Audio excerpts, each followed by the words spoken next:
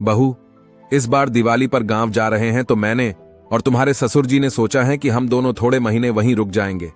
अगर तुम्हें कोई दिक्कत ना हो तो ममता जी अपनी बहू रीवा से बोली। रीवा बोली, मम्मी जी, आप 3-4 महीने में तो आ ही जाएंगी ना, क्योंकि थोड़े दिनों के लिए तो मैं भी ऑफिस से छुट्टी लेने वाली हूं। गांव में दिवाली मनाकर मैं थोड़े दिन अपनी मम्मी के यहां रहने चली जाऊंगी। फिर तो वापस वहीं ऑफिस की भाग दौड़ करनी है, और आप होती हैं तो मुझे बहुत सहारा मिलता है आपका। आपके राज में सब कुछ हो जाता है मम्मी जी, वरना सच आपके बिना मुझे कुछ काम समझ ही नहीं आता है। ममता जी बोली, बहू, मैं 3-4 महीनों में वापस आ ही जाऊंगी। मैं जानती हूं तुझे यहां मेरी बहुत जरूरत है। खैर, जितना हो सके इस मुंबई वाले घर की तो सफाई हो गई है, और गांव वाले घर की सफाई करने मैंने विमला से कह दिया है। चाबी बगल वाली सुरेखा भाभी के वहीं पड़ी है, तो विमला वहीं से चाबी लेकर सफाई कर लेगी। रीवा बोली, हां मम्मी जी, यह आपने अच्छा किया कि विमला से सफाई करने कह दिया। अब जाते ही घर तो साफ मिलेगा। चलिए, मैं ऑफिस के लिए निकलती हूं, मुझे आज ऑफिस में बहुत काम है।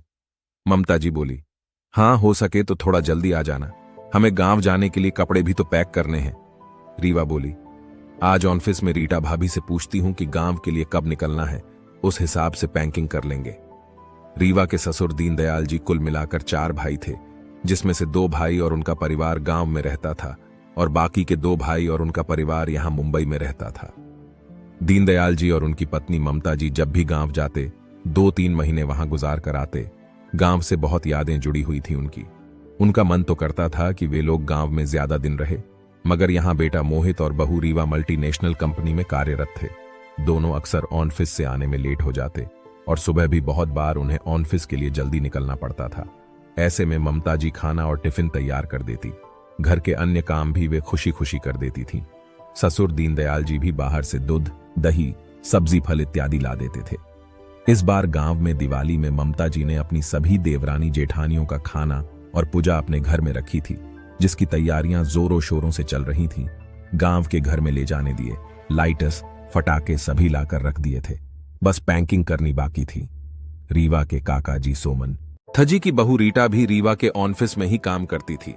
रीवा का और रीटा का परिवार साथ में ही गांव जाने वाला था, इसलिए रीवा ऑफिस के लंच टाइम में रीटा से बोली, रीटा भाभी, गांव कब चलना है? कौन सी तारीख की टिकट निकलवानी है? रीटा बोली, मम्मी जी कह रही थी, वे तुम्हारी सास ममता जी से इस विषय में आज बात कर लेंगी। रीवा बोली, भाभी, आपकी सास और मेरी सास दोनों देवरानी जेठानी, और ऊपर से उनकी गांव वाली 2 जेठानी। देवरानी बाप रे, अब सभी लोग मिलकर दिवाली की तैयारी करेंगे। मुझे तो एक बात समझ नहीं आई, अपने अपने घरों में चुपचाप अपना अपना परिवार पूजा कर लो। ये सभी को इकट्ठा करना, फिर साथ में खाना रखना, इंसान कितना थक जाता है बेचारा। मुझे तो ये सब बिल्कुल पसंद नहीं, मगर मम्मी जी की वजह से सब करना पड़ता है।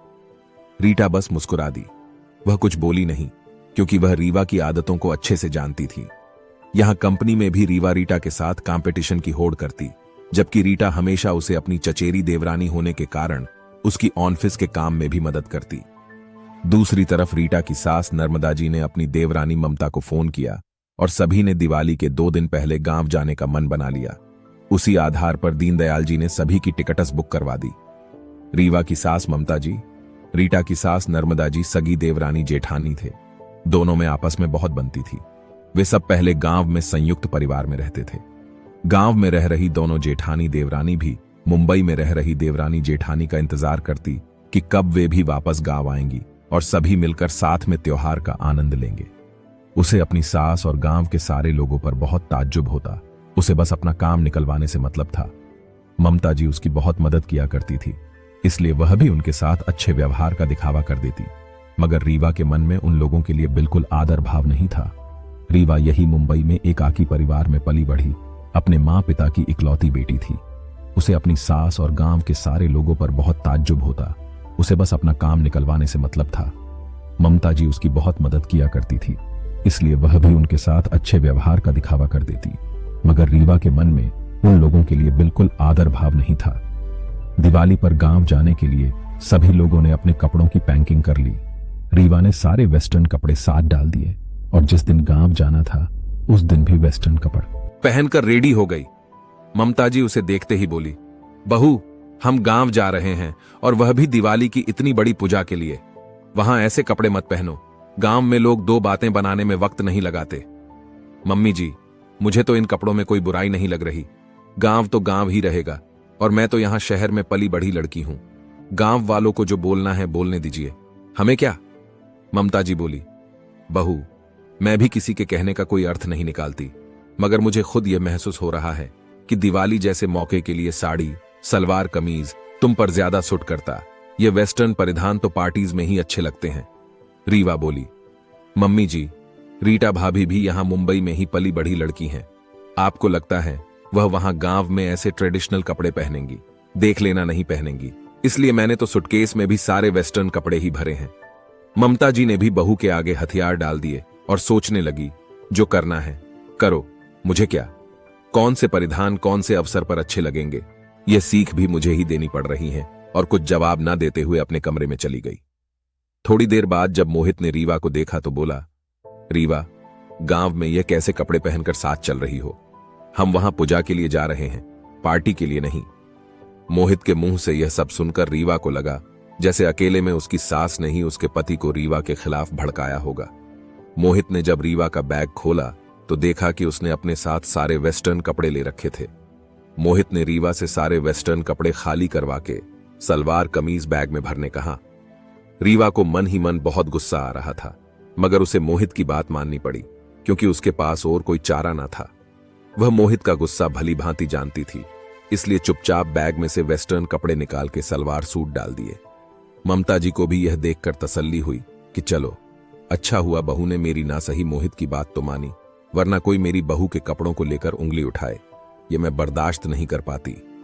दिवाली के 2 दिन पहले सभी गांव पहुंच गए। रीवा की सास और सभी देवरानी जेठानी ने मिलकर एक साथ दिवाली का सारा नाश्ता बनाया और फिर दिवाली के दीप जलाए। इन 2 दिनों में रीवा को लग रहा था घर में कितनी भीड़ एकत्रित हो चुकी है। वह अपना मी टाइम मिस कर रही थी कि काश इतनी भीड़ ना होती तो मैं अकेले अपने कमरे में जाकर सिर्फ टीवी देखती। मां सोचने लगी, चलो 4 दिन और सही, फिर तो अपनी मम्मी के घर जाकर अकेले खूब मजे करेगी। दिवाली के दिन सभी का खाना रीवा के घर में रखा गया था। खाना बनाने के लिए रीवा की सास ने पहले ही विमला और रानी को अपनी मदद के लिए बुलवा लिया था और विमला से कहने लगी, सुनो, दिवाली खत्म हो जाए फिर विमला, तुम वापस मेरे घर मेरी मदद के लिए आ जाना, क्योंकि मुझे पापड़, वड़ी, केर, आंवले का अचार यह सब बनाना है। विमला बोली, सेठानी जी, अभी पापड़, वड़ी, अचार ये सब क्यों? ममता जी बोली, बेटा, बहू वापस मुंबई जा रहे हैं, उनके साथ पापड़ वड़ी बनाकर भेजने हैं। मेरी बहू को मेरे हाथ के पापड़, वड़ी, आचार बहुत पसंद है। विमला बोली, सेठानी जी, आपके लिए तो जान भी हाजिर है, जब चाहे बुला लेना, मैं आपकी सब मदद करवा दूंगी। दिवाली की पूजा के समय रीवा ने एक सलवार सूट का सेट पहन लिया जो दिखने में थोड़ा हैवी था, मगर यह क्या, जब उसकी रीटा भाभी पूजा के लिए तैयार होकर आई तो रीवा की नजरें उसे निहारती रह गई। रीटा ने क्रीम कलर का लहंगा, चोली, गले में हार, कान में बड़े झुमके और माथे पर बिंदी लगाई थी। जिस बहू को मुंबई में रीवा ने कभी सलवार कमीज में भी नहीं देखा, वह बहू यहां लहंगा चोली पहनकर घूम रही थी। वहां तो ऑफिस में रीटा हमेशा जीन्स टॉप पहनकर ही ऑफिस आती, मगर यहां उसका अलग ही रूप था। रीटा के घर वाले अपने यहां की पूजा संपन्न कर रीवा के घर पूजा में सम्मिलित होने आए थे। पूजा के बाद रीटा सभी को मुस्कुराहट के साथ खाना परोस रही थी, जबकि रीवा सिर्फ नाम की रसोई में सभी के साथ जाकर खड़ी हो गई थी। ममता जी को भी मन ही मन रीटा का व्यवहार बहुत अच्छा लगता, मगर उन्होंने यह बात कभी रीवा से नहीं कही, क्योंकि वे जानती थीं कि कभी भी एक बहू की तारीफ दूसरी बहू के सामने नहीं करनी चाहिए। अकेले में मौका पाकर रीवा रीटा से बोली, भाभी, आप शहर से होकर यहां आकर गांव वालों जैसी हरकतें क्यों कर रही हो? रीटा बोली, रीवा, मेरा मानना है कि हम जहां जिस काम के लिए उपस्थित होते हैं, हमें वैसा परिधान और वैसे संस्कार अपनाने चाहिए। हम जब ऑफिस जाते हैं तो जीन्स टॉप पहनते हैं, जब हम पार्टीज में जाते हैं तो वेस्टर्न पहनते हैं, और जब पूजा में जाते हैं तो साड़ी या लहंगा पहनते हैं। परिधान का भी तो जिंदगी में बहुत महत्व होता है। रीवा यह सब बातें ध्यान से सुन तो रही थी, मगर ग्रहण कितना कर रही थी वह उसे खुद नहीं पता। ममता जी ने भी रीटा की सारी बातें सुनी और सोचने लगी, रीटा भी मुंबई में ही पली बड़ी है, मगर संस्कार और रीति रिवाजों को बखूबी निभाती हैं। ममता जी रीटा की बातों से प्रभावित थी, मगर रीवा के लिए उनको कोई ग्लानि नहीं थी, क्योंकि उनका मानना था कि रीवा में धीरे धीरे सुधार जरूर आएगा। दिवाली के 2 दिन एक दूसरे के घर आने जाने और एक दूसरे को नववर्ष की शुभकामनाएं देने में यूं ही बीत गए। जब रीवा ने कहा कि वह लोग 2 दिन बाद वापस मुंबई के लिए रवाना होंगे क्योंकि थोड़े दिन वह अपनी मम्मी के यहां जाना चाहती हैं, ममता जी ने जल्दी से विमला को बुलाकर पापड़ वड़ी बनाने में मदद करने कहा ताकि वह बेटे बहू के साथ उनके लिए उनके साथ ही सामान भेज पाए। रीवा बोली, mummy ji thank you so much, आप मेरे लिए कितना सोचती हैं। आप जानती हैं मुझे पापड़ वड़ी बहुत पसंद है, इसलिए आप सब काम छोड़कर पहले मेरे लिए यह बनाने बैठी। ममता जी भी मुस्कुराकर बोली, बेटे बहू के लिए नहीं करूंगी तो किसके लिए करूंगी भला। ममता जी और विमला पापड़ वड़ी बनाने लगे। तब विमला बोली, मेरी देवरानी पारुल को भी पापड़ वड़ी बहुत पसंद है, सेठानी और वह पेट से भी हैं। मेरे बच्चे भी बीच बीच में याद करते हैं पापड़ वड़ी, मगर मुझे बनाने का समय ही नहीं मिल पाता। ममता जी बोली, तुम छोटे लोगों की यही दिक्कत है, पहले ही नियत खराब कर देते हो। ले जाना तेरी देवरानी के लिए भी और तेरे बच्चों के लिए भी थोड़े से पापड़ वड़ी, अभी फटाफट हाथ चला। विमला बोली, अरे सेठानी, मेरा कहने का वह मतलब नहीं था, मुझे नहीं चाहिए आपकी पापड़ वड़ी। मैं तो बस कह रही थी कि समय के अभाव के कारण मैं पापड़ वड़ी नहीं बना पाती। उतने में ममता जी के पति आकर बोले, ममता, बहू तो आराम से उसके कमरे में बैठी हैं और तुम यहां अकेले अकेले इतनी मेहनत कर रही हो, और वह भी उन्हीं के साथ मुंबई भेजने के लिए। ममता जी बोली, अरे कभी कभी तो गांव आती हैं बेचारी, कर लेने दो उसे आराम। उसे मेरे हाथ के पापड़ वड़ी बहुत पसंद है, आप जानते तो हो। और आप जाइए अभी यहां से, मुझे काम करने दीजिए। थोड़ी देर बाद मुझे कैर और आंवले का अचार भी बनाना है, वह भी उन्हीं के लिए। मोहित को मेरे हाथ का अचार बहुत पसंद है। एक दिन बाद ममता जी ने सारा सामान मुंबई भेजने के लिए तैयार कर दिया था। रीवा और मोहित भी दूसरे दिन मुंबई वापस निकलने के लिए अपने कपड़े पैकिंग कर रहे थे। उतने में रीवा की मां सरला जी का फोन बज उठा और वे बोली, रीवा कब आ रही हो बेटा। रीवा बोली, बस मां कल निकल रहे हैं। सरला जी बोली, बेटा तू आ जाए तो तेरे लिए पापड़ वड़ी बना दूंगी, तुझे बहुत पसंद है मैं जानती हूं। रीवा हंसकर बोली, मम शायद तुम जानती नहीं, मेरी सास एक नंबर की बेवकूफ है। मैं उनके बनाए खाने से लेकर उनकी बनाई हर चीज की इतनी तारीफ करती हूं कि बेचारी ने मेरे ले जाने के लिए पापड़ वड़ी आचार सब बना दिया है। और आपको इस उम्र में क्यों इतनी मेहनत करनी है। मेरी मां इस उम्र में इतनी मेहनत करें ये मुझसे देखा नहीं जाएगा। आप तो बस आराम करो। यहां मेरी सास हैं जो कोल्हू के बैल की तरह सारा काम कर देती हैं और बस बदले में मुझे अपनी जबान मीठी रखनी पड़ती है, गुड़ की तरह। और दोनों मां बेटी हंसने लगे। ममता जी, जो बेचारी रीवा के कमरे में उससे यही पूछने आ रही थी कि रास्ते के लिए कितने पराठे भरूं और कौन सी सब्जी बनाऊं, यह सब सुनकर उनको अपने कानों पर विश्वास नहीं हुआ। वह एक पल वहीं रुक गई और उनकी आंखों से आंसू बह निकले। ममता जी को अपने पति की बातें याद आ गई जो हमेशा कहते थे, बहू को इतना मत सर चढ़ाओ कि वह सर पर बैठकर नाचने लगे। अब तक ममता जी रीवा की हर गलती नजरअंदाज करती आई थी क्योंकि उन्हें लगता था रीवा बच्ची है, अभी नादान है। मगर आज उन्हें पता चला था कि रीवा तो सिर्फ ऊपर से मीठा मीठा बोलती है ताकि मैं उसका सारा काम करूं, बाकी मन में उसके इतना पाप भरा है। यह बात वह आज समझ पाई थी। ममता जी नम आंखें लिए रसोई में वापस आ गई। थोड़ी देर में रीवा रसोई में आकर बोली, मम्मी जी पापड़ वड़ी और अचार दे दीजिए, उनको अलग बैग में ही पैक कर दे देती हूं। ममता जी बोली, बहू बेवकूफ लोग सभी को अपना मानकर उनके लिए खटते रहते हैं, मगर लोग जब उनके इस अपनेपन का नाजायज फायदा उठाने लग जाए तो उन्हें यह बेवकूफी करनी छोड़ देनी चाहिए। यह पापड़ वड़ी और अचार मैं अपनी सहायक कर्ता विमला को दे दूंगी जो बेचारी मेरी इतनी मदद करती हैं। अब तुम यह सब यही रहने दो।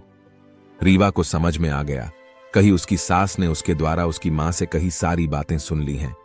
वह शर्म से जमीन में गड़े जा रही थी और उसे अपनी गलती का मन ही मन एहसास हो रहा था।